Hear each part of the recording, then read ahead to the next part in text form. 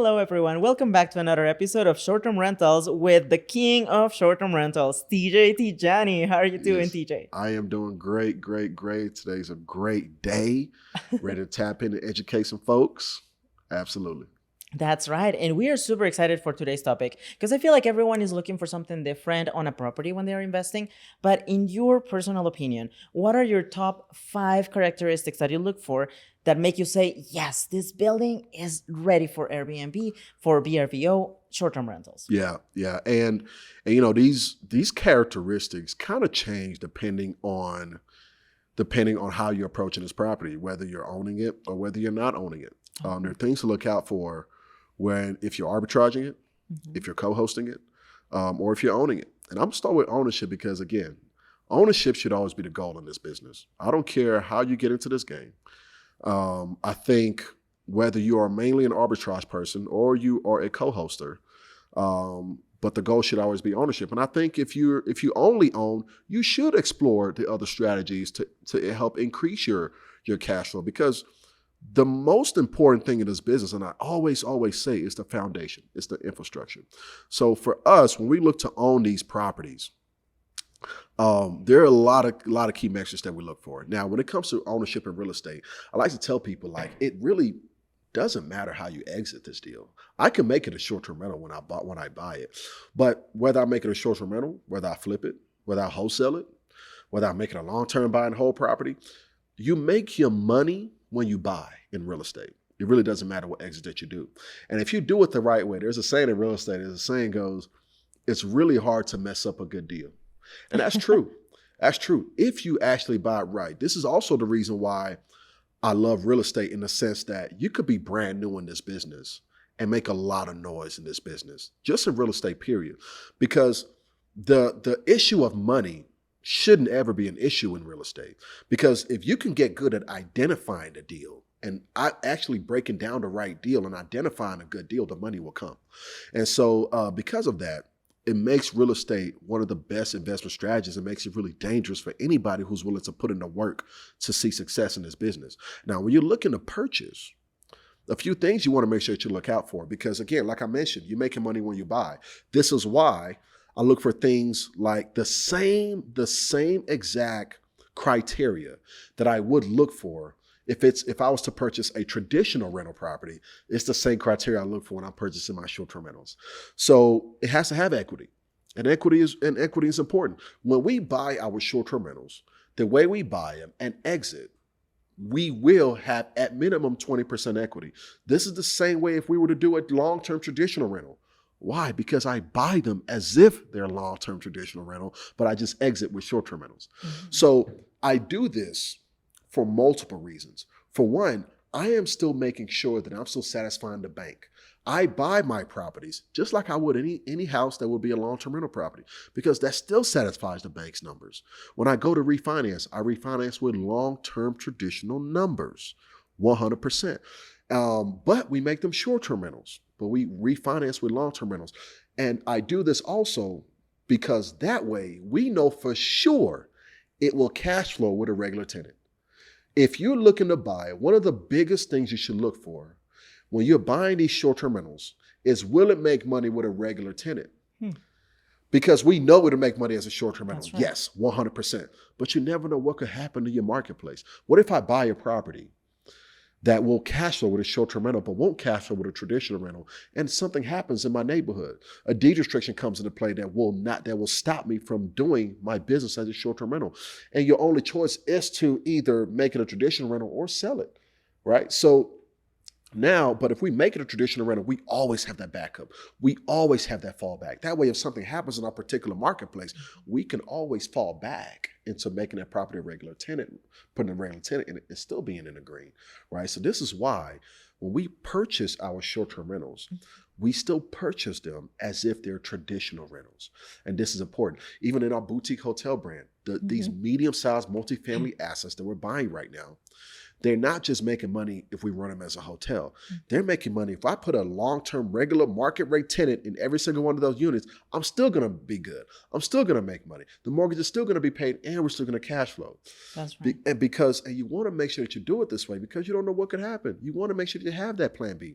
So I love that because when we now buy them as traditional rentals, that means now that because we're doing them as Airbnb, we're not even factoring that. We're not even looking at those numbers when we're buying them. We're looking at regular traditional rentals. So when I get qualified with a bank, I send them a traditional lease agreement.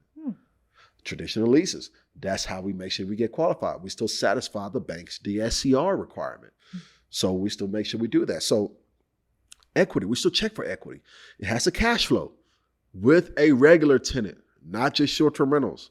We exit with Airbnb. We exit with short-term rental, but it's a cash flow with a regular tenant. It still has to cash flow the regular tenant. So we still look for that. Out-of-pocket costs. How much out-of-pocket does it cost to me for this deal? If anybody knows anything about me and listens to everything that I've been talking about and the way I like to purchase our short-term rental property, is that we buy them with private capital. We buy them ugly. Because we buy them ugly, we're able to leverage private capital to not only handle the purchase, but also the rehab as well. So we buy them at a deep discount. So how much money out of pocket is it actually costing me? And if I do shell out money out of my pocket to fund this deal, will I get it back on the refi? At minimum, I need to be able to get it back on the refi. That's what the velocity of money comes in, because when you have the velocity of money, you invest, you get it back. Now you're able to do it all over again. That's how I'm able to scale. I invest money. As soon as I refinance, cash out, I have at minimum 80% equity, cash out refi, I'm doing it all over again. Another short-term rental property. And so how much money out of my pocket is it? That's another metric right there. Then the location. I like to buy my properties.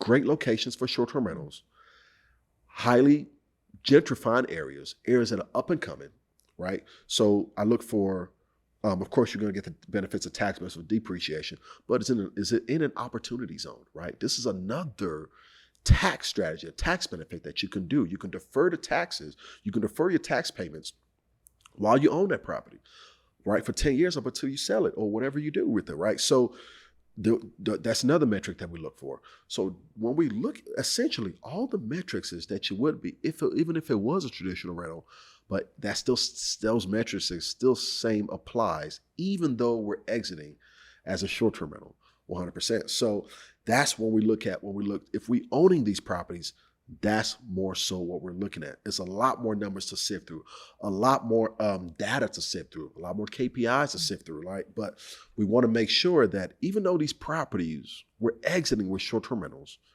they have to be able to make sense with a traditional rental. That's one of the biggest things that we look at in our business. And just having that safety net, having that requirement has saved us a ton of headaches. It saved us in being worried about the marketplace, right? A lot of times people are worried about what the market's doing right now, but we bought them right. Remember, it's hard to mess up a good real estate deal if you buy it right. It's really hard. So that way, if you buy it right, no matter what the market's doing, you're still in good shape. You're still in good shape. So this is why we like to buy short-term rentals the way we like to buy them. When you're arbitraging, now when you're looking to rent these properties, there's still research that you need to do. Right now, your numbers are more so. What is your what is that MAO, that max allowable offer? Like you need to make sure you know and tally up all what your expenses are.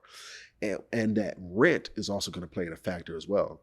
And so what the question a lot of folks are asking right now is like, well, rent rates are going up. You got inflation is increasing the rent rates. That's right. So how do you do it? So should you still arbitrage? That's the question. Is arbitrage still a good play? I think it 100% still is a good play because, for one, we don't rent and arbitrage the way most people do. Now, if you're somebody who just wants to come in and say that, hey, we want to do this Airbnb thing with your property, we want to rent out this one property, we want to do this Airbnb thing, well, we'll pay whatever market rent that you want. Okay, maybe that's gonna affect your margins because you're paying whatever the market rate is. Even though the rental rates on Airbnb has gone up as well, that's still going to eat into your cash flow. If you're used to paying $1,200 for a property and now you got to pay $1,800 for that property because of inflation, that's going to eat into your cash flow 100%. But if you're somebody like me who goes in and say that, hey, I'll take all 5 of your units and I'll rent it for 3 years. And because of that, we actually want $200 off the rent every month. And You do we're, have that leverage to actually negotiate. exactly, we have that leverage to negotiate. And because we were in a rental for that long, we want a discount.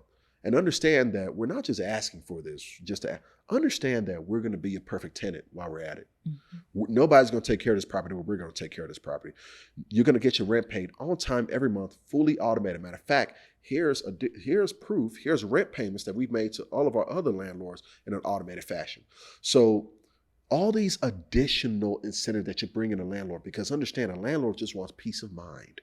If you can bring them peace of mind and give them peace of mind across their portfolio, yes, they'll give you that discount. Yes, they'll be able to rent it out to you for longer term.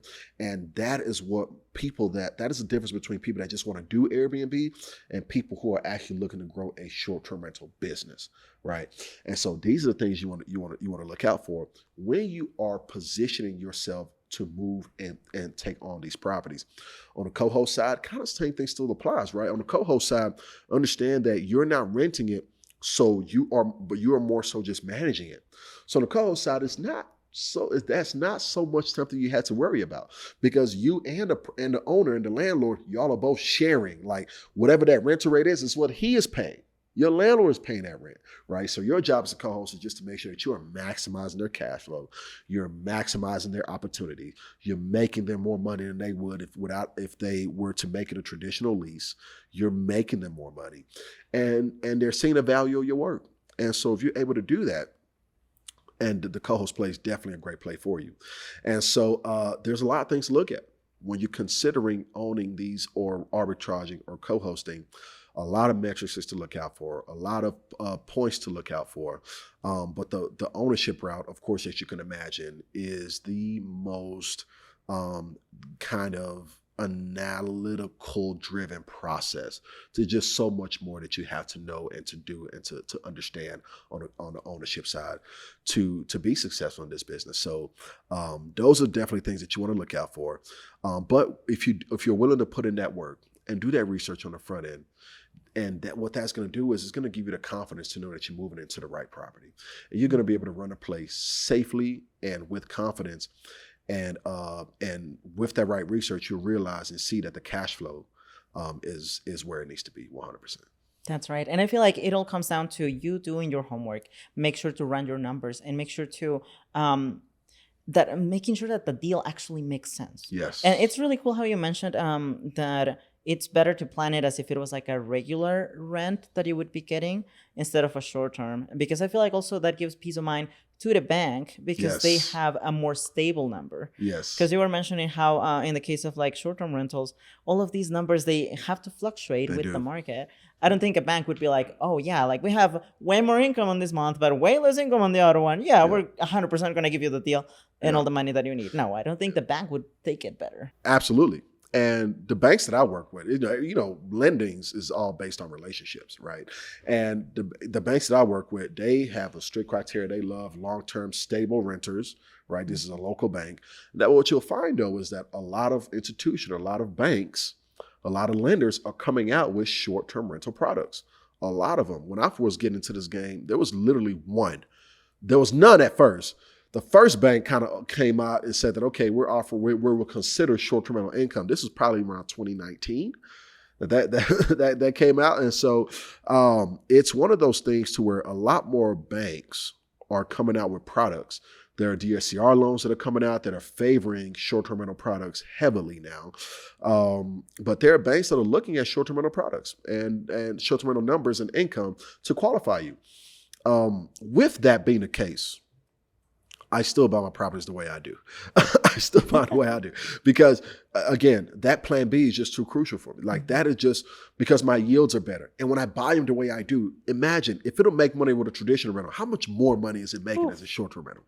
Like, that spread is amazingly nice. So if you're able to create that spread by buying it right, buying it with traditional numbers in mind on the front end, it just makes your spread even crazier. Now, there are investors that I know, there are people that do this business at a high level that I know that buy properties turnkey. They put down a down payment, whatever they need. Usually they look for a 30% cash on cash, which is great. That's phenomenal returns. Now, if you're getting that 30% cash on cash with traditional rental numbers, that's even better. but they look for 30% cash on cash with short-term rental numbers, which isn't bad. That's great. But for me, I much rather have 30% cash on cash with a traditional rental, and that cash on cash for the short-term rental is now, you're looking at least 3x. That cash on cash at least 90% now, right? So that's more so what we look for and when we're looking to identify these properties for sure. Well, thank you so much again. And to our audience, just run your numbers. Make sure to do your research. It's super easy to find all of these many resources. We have the internet now, so you can definitely do it. And to TJ, thank you so much again for sharing your amazing tips and tricks for finding the best location. See you on the next episode, you guys.